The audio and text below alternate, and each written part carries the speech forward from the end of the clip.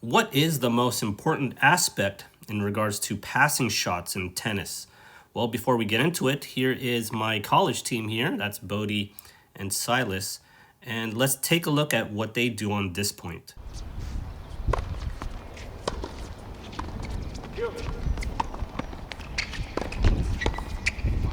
So after the return of serve here, Silas floats up this volley, and now the opposing team has this opportunity now to come into the net, really dictate play, be offensive, and close into the net. And this was a very good approach shot by the opposing team here. But Bodie here has a good counter, very good answer. And he went with this passing shot up to the center cross court, forcing the error from this low volley. So what's the most important aspect is simply to get that passing shot low, especially when you have your opponents here, trying to close into the net, but they haven't quite closed into the net, right?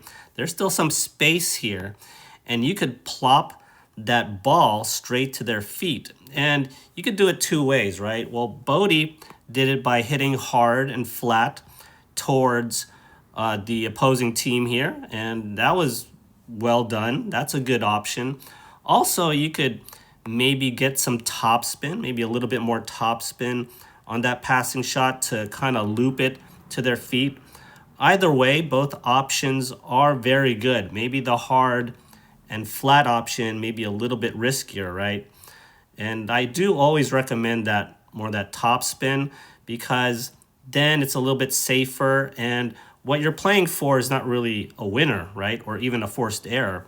You're hoping that they just pop up this ball here.